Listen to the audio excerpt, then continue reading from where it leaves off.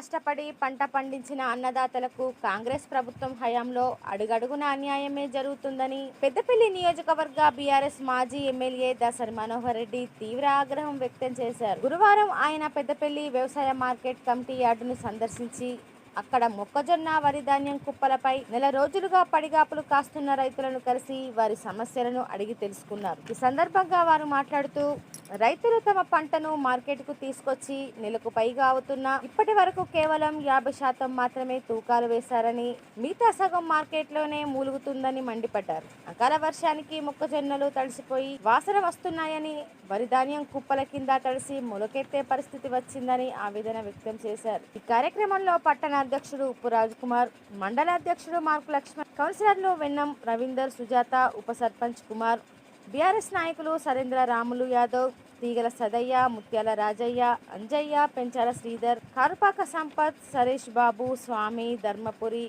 వైద్య శ్రీనివాస్, వేణుగోపాల్, బొడ్డుపల్లి రమేష్, పల్లె మధు, జుబేర్, కుక్క మనోజ్, బీఆర్ఎస్ కార్యకర్తలు పాల్గొన్నారు. రైతన్నలు ఆరుగాలం కష్టపడి పండించిన ధాన్యాన్ని, అది మొక్కజొన్న కానీ వరి ధాన్యం కానీ దాదాపు ఒక నెల 15 రోజుల నుంచి పెద్దపల్లి మార్కెట్ యార్డ్లో మరి కుప్పలు పోయటం జరిగింది. నెల 15 రోజుల నుంచి ఇప్పటి వరకు దాదాపుగా ఒక 50% మాత్రమే మరి తూకం వేయటం జరిగింది. ఇప్పుడు 50% మరి ఈరోజు మార్కెట్లోనే ఉన్నది. ఈరోజు మరి రాత్రి కురిసినట్టు అకాల వర్షంతో కుప్పలను తడిసిపోయి మొక్కజొన్నలు వాసన వస్తూ ఉన్నాయి. అట్లాగే వరి ధాన్యం కూడా కింద తడిసిపోయి ధాన్యం కూడా మొలకెత్తేటువంటి అవకాశం ఉంది. మరి ఇటువంటి పరిస్థితులు రైతులు చాలా ఇబ్బందులు పడుతూ ఉన్నారు. వాళ్ళు కష్టపడి పండించిన ధాన్యాన్ని అమ్ముకోవటానికే చాలా ఇబ్బందులు పడుతూ ఉన్నారు. ఇది కాంగ్రెస్ ప్రభుత్వం యొక్క విధానం. ఇది ఈ ప్రభుత్వంలో రైతన్నకు అన్ని రకాల నష్టమే జరుగుతూ ఉంది. మరి రైతు పంట పండించేటప్పుడు అవసరమైనటువంటి మరి యూరియా బస్తాలు కానీ మందు బస్తాలు కానీ ఇచ్చేటువంటి పరిస్థితి లేదు. అట్లాగే రైతుకు అవసరమైన పెట్టుబడి ఇచ్చేటువంటి సాయం కూడా లేదు. కానీ అయినా రైతు కష్టపడి తన వృత్తి ధర్మంగా పంటను పండించి అమ్ముకోవడానికి తీసుకొస్తే ఈరోజు రైతు పరిస్థితి అగమ్య గోచరంగా ఉంది. మరి ఇంత దారుణమైన పరిస్థితిలో ఈ ప్రభుత్వం ఇప్పటికైనా మరి నిద్ర లేవాల్సిన అవసరం ఉంది.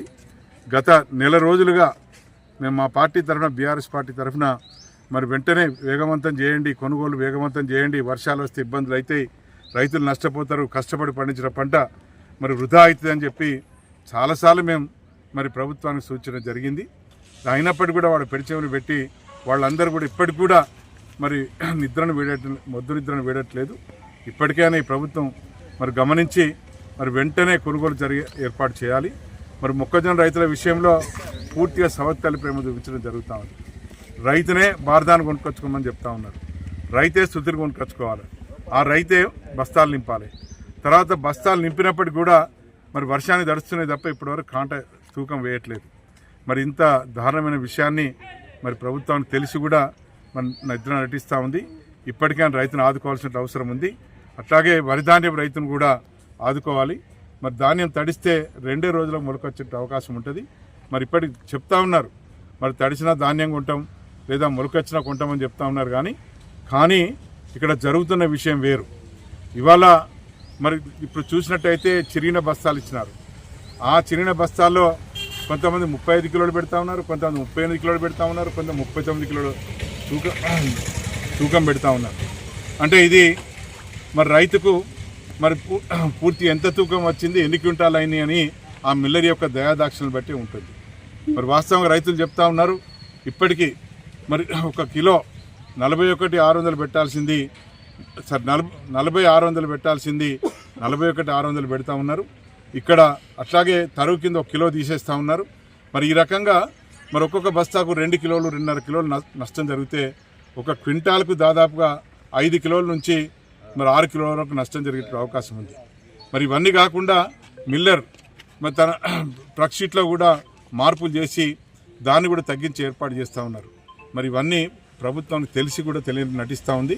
మరి ఇప్పటికైనా ఆ మిల్లర్లపై చర్య తీసుకొని మరి ఇటు రైతుకు నష్టం కాకుండా చూడాలని చెప్పి మేము బీఆర్ఎస్ పార్టీ తరఫున డిమాండ్ చేస్తూ ఉన్నాం. ఆ మిల్లర్లు మరి ఇట్లా పూర్తిగా నయవంచన చేస్తూ రైతును మోసం చేసి రైతు యొక్క ఇరకాటమైన పరిస్థితిలో వర్షానికి తడిసినటువంటి పరిస్థితిని బట్టి మరి రైతును మోసం చేసే అవకాశం ఉంది.